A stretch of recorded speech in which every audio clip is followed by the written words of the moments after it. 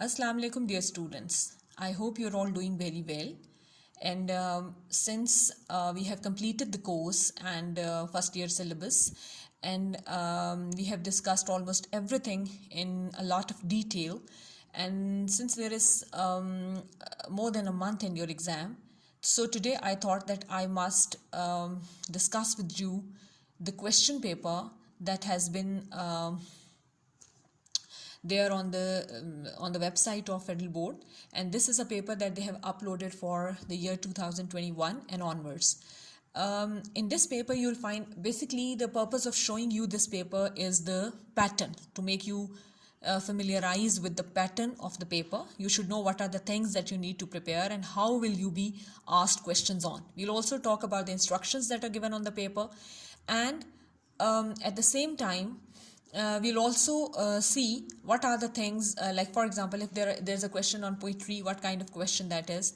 If there is a choice, what kind of choice that is, and what questions do you get a choice, and what are the other questions where you do not get a choice.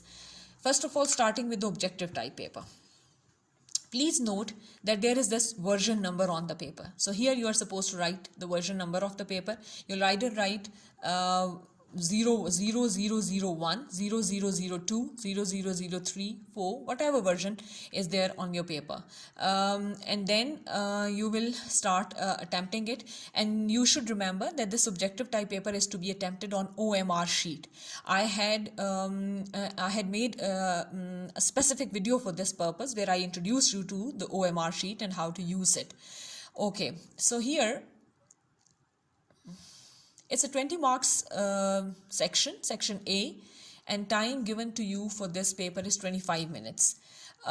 There are 20 MCQs that you find in there. And so for 20 MCQs, 25 minutes is quite good time. So you can, but please remember that in OMR sheet, you have no option to change your answer once you have marked it on the OMR sheet. So please be careful before marking the answer on the OMR sheet. You should think twice. Now look at the instruction, the note that is there. Number 1, it says section A is compulsory. All parts of this section are to be answered on the separately provided OMR answer sheet, which should be completed in the first 25 minutes and handed over to the center superintendent. Do not use lead pencil. ये बहुत important instruction है अगर आप lead pencil use करते हैं, क्योंकि वो जो OMR शीट है वो कंप्यूटर रीडेबल होती है. तो अगर आपने लेड पेंसिल यूज़ करने की, कंप्यूटर उसको रीड नहीं करेगा. उसके ऊपर भी OMR शीट के ऊपर इंस्ट्रक्शन लिखी होती है कि आपने कौन कौन सी इंक्स यूज़ करनी है, कौन सी नहीं करनी, because the computer that is going to mark it is programmed to check सिर्फ उन चीज़ों को जो उसके ऊपर इंस्ट्रक्शंस हैं. तो आपने हर सवाल का इसमें 1 नंबर है, आपने पेंसिल यूज़ नहीं करनी. और ये जो ऑब्जेक्टिव टाइप पेपर है, ये याद रखें कि ये पहले 25 मिनट में करके आपने at the end of 25 minutes, first 25 minutes आपने ये हैंड ओवर कर देनी है अपनी OMR शीट. जो भी आपके इन्विजिलेटर्स हैं, सुपरिटेंडेंट्स हैं, उनको आपने हैंड ओवर कर देनी है, अपने पास नहीं रखनी. तो ये मत समझें कि आप इसको बाद में कर लेंगे या एंड पे कर लेंगे, आपने इसको फ़ौरन करना है. अच्छा जी, इसमें अब ज़रा देख लें कि क्या क्या चीज़ें ऑब्जेक्टिव टाइप में नॉर्मली आ सकती हैं. सबसे पहले आपके पास है जी ये जो क्वेश्चन आपके पास है, this is a detail from the stories about the young seagull, his first flight. यहाँ पर आपके पास उन्होंने पूछा है कि कितनी देर के लिए उसको अकेला छोड़ दिया था उसकी फैमिली ने, and then they have given you 4 options. इसी तरह मिंटा वाली स्टोरी जो है फ्रॉम मदर विद लव, उससे आपको एक आ गया. फिर आशिक वाली स्टोरी से आ गया.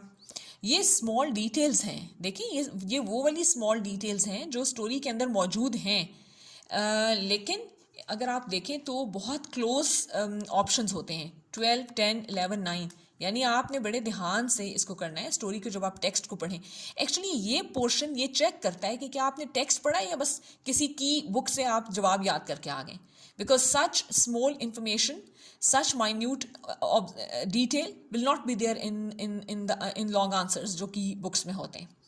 अच्छा, फिर इसी तरह ये सारे क्वेश्चन जो हैं टेक्स्ट पे बेस करके आए हैं. अच्छा, अब इस क्वेश्चन नंबर 6 पे आ जाइए. In which of the following sentence all apostrophes are correctly placed. यहाँ आपका टेस्ट इस बात का है, 4 सेंटेंस, एक ही सेंटेंस को 4 तरीकों से लिखा है with different placement of apostrophe. Apostrophe क्या होती है? अपोस्ट्रोफी ये छोटा सा कॉमा तो इसे नहीं कहेंगे, कॉमा नीचे होता है, ये कॉमे की तरह की एक चीज़ है जो ऊपर लगती है वर्ड के, जो कि क्या शो करती है? ये बिलोंगिंग शो करती है। तो अपोस्ट्रोफी का जो यूज़ है वो आपने सीखा है क्लास में, एक्सरसाइजेस में भी था आई थिंक, और उसमें हाँ बिल्कुल एक एक्सरसाइज थी पूरी, काफ़ी लंबी सी, उसमें 2-3 एक्सरसाइजेस थी, वो इसके ऊपर थे। तो ये बिलोंगिंग शो करते हैं। हम इसको डिटेल में भी किसी दिन दोबारा मैं देख लूँगी, अगर मेरी वीडियोज़ में नहीं है तो वी माइट डिस्कस इट। आज मेरा मकसद सिर्फ आपको पैटर्न बताना है, कॉन्टेंट पे हम फिर इंशाल्लाह अगली आने वाली वीडियोज़ में बात करेंगे। अच्छा, फिर एक चीज़ याद रखें, आपको इसके अंदर ऑब्जेक्टिव टाइप के अंदर अपॉस्ट्रोफीज आ गए, टेक्स्ट की डिटेल्स आ गई, फिर उसके बाद synonym for the word variegated. Now this variegated is taken from your book. ये जो लफ्ज़ है वेरीगेटेड, ये आपकी बुक में से लिया है। 4 सिनोनिम्स लिखे हैं, इसमें से एक सिनोनिम आपने बताना है। Synonym is basically a word that has the same meaning with another word. एक लफ्ज़ का सिनोनिम वो होता है जिसके मीनिंग सेम हो। तो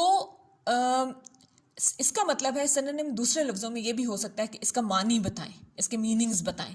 अच्छा, ये याद रखें कि अगर सिनोनिम आपको आया है तो आपका एंटोनिम भी आ सकता है। What is antonym? Antonym is the opposite of a word.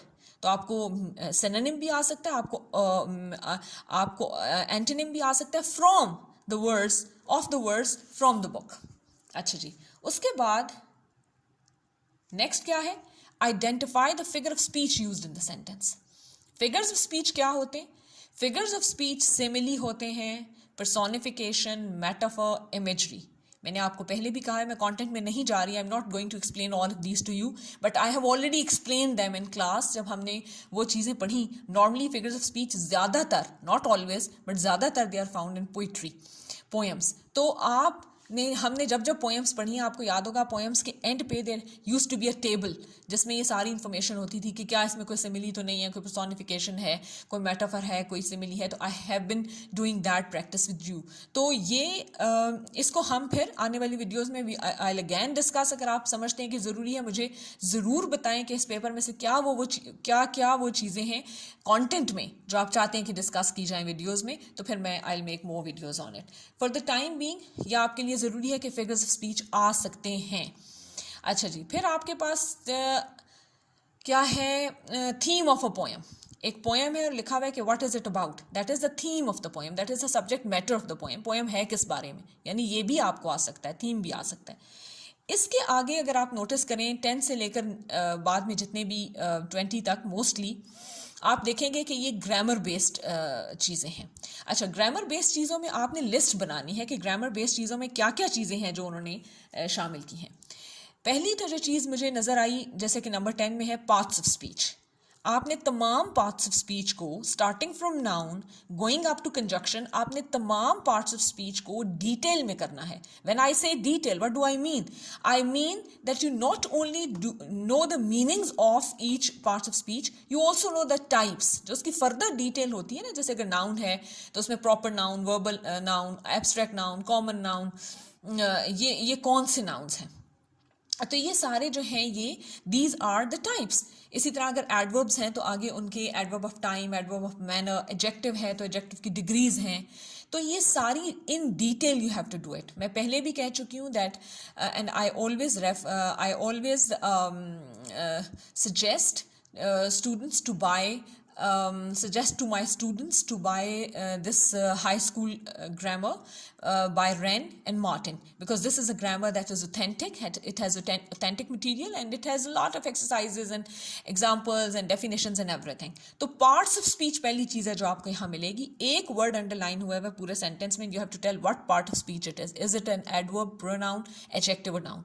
Number 11 पे आप आ जाएं. अब देखें ये नंबर 11 में भी again a word has been underlined and you have to tell what part of not just what part of speech it is, what kind of noun it is. Now they are not asking you कि noun है कि verb है कि adjective है. They say what kind of noun it is. Proper noun है, common, यानी आपने further detailing में भी जाना है. अच्छा जी, फिर अगले में आप देखें, अगले पैराग्राफ, अगले क्वेश्चन में क्या है? Phrase, clause, sentence, predicate. You need to know the parts of a sentence. You need to know what a sentence is. You need to know what a predicate is. You need to have a good knowledge of phrases and clauses. And when we talk about phrases and clauses, a sentence is made up of phrases and clauses. But keep it in mind कि phrases और clauses को आप जब further detail में पढ़ते हैं तो वो इस तरह भी होता है, adverb phrase, adjective phrase, adverb clause, adjective clause, noun phrase. So you need to know all of them quite clearly. पहली डिस्टिंक्शन आपको ये पता होनी चाहिए कि फ्रेज क्या होती है, क्लॉज क्या होती है, प्रेडिकेट क्या होती है. फिर उसके बाद उनकी जो फर्दर डिस्टिंक्शंस हैं वो आपको पता होने चाहिए.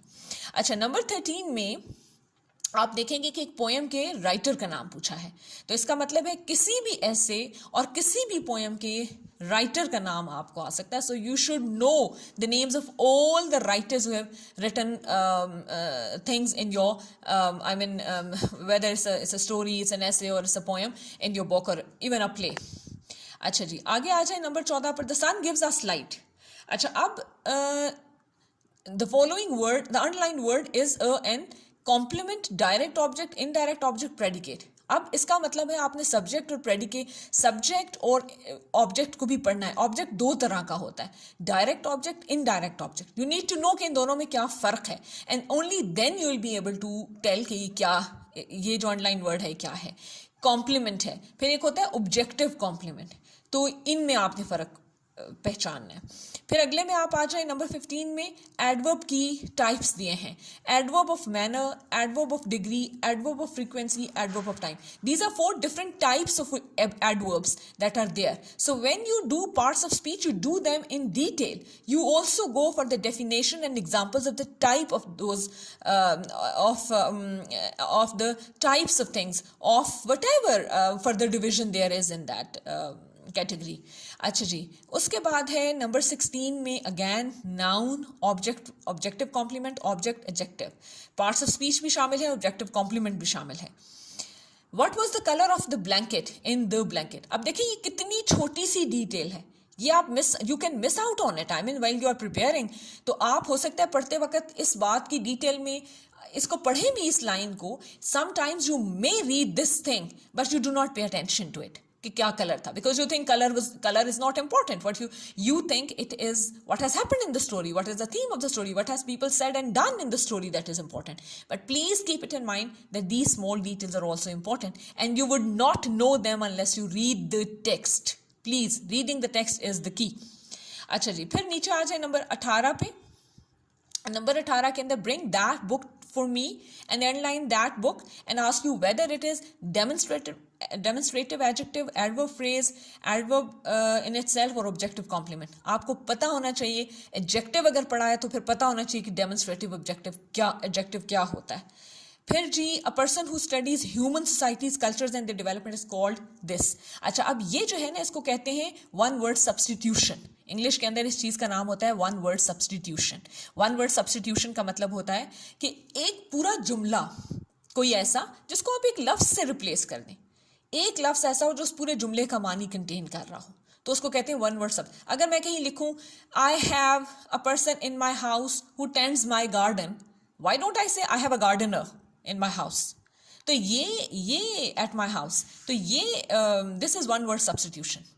What if I say I went to the hospital and saw a person who is I saw a professional who cures people or who advises them medicine? Why don't I say I went to the hospital and saw a doctor? See, so these are called one word substitutions. ये याद रखें कि ये लफ्ज़ ज़्यादातर, mostly और maybe always आपकी book में से ही लिए गए होंगे. ठीक है, तो ये आपने बुक में से ही करने हैं. कोई भी वर्ड को जाने मत दें. देखिए, सिनोनिम्स भी आ रहे हैं, मीनिंग्स भी आ रहे हैं, ऑपोजिट्स भी आ रहे हैं, डेफिनेशंस भी आ रहे हैं वन वर्ड सब्स्टिट्यूशन के लिए. तो प्लीज़ किसी वर्ड को जाने ना दें जो आपको लफ्ज़ लगे कि हाँ ये लफ्ज़ मुझे नहीं आता. At least look it up in the dictionary once. Number 20 पे बड़ी इंटरेस्टिंग चीज़ है और वो है स्पेलिंग. इसका मतलब है आपको ये क्वेश्चन भी आ सकता है कि स्पेलिंग आपका कितना स्ट्रॉन्ग है. आपको एक ही लफ्ज़ के 4 डिफरेंट स्पेलिंग्स दिए हैं and you have to pinpoint कि कौन सा स्पेलिंग इनमें से चारों में से करेक्ट है. Now how would you tell कि कौन सा स्पेलिंग करेक्ट है unless you know the word.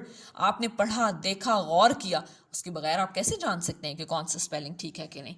तो इसलिए स्पेलिंग्स पे भी गौर करना है. Again, if you if you haven't read the text, if you're not reading the text attentively, how would you come across these words and know their spellings? See, you have to train your eyes to learn and know the spellings of the words that you set your eyes on. तो इस तरह आपने ये चीज़ें हैं. तो आज के लिए बस यही है. हमने ऑब्जेक्टिव टाइप में देखा पैटर्न क्या है, कौन कौन सी चीज़ें हैं जो इंक्लूडेड हैं. इनमें से कोई भी चीज़ अगर आप चाहते हैं कि हम डिटेल में उसकी जाएं और मैं आपसे डिस्कस करूं वीडियोस में, तो प्लीज़ कमेंट्स में मुझे लिखिए. हम उन चीज़ों को पर्टिकुलरली कर लेंगे. ठीक है. नेक्स्ट वीडियो में हम सब्जेक्टिव टाइप पेपर पे जाएंगे और उसमें देखेंगे कि क्या चीज़ें शामिल हैं. Okay, thank you very much.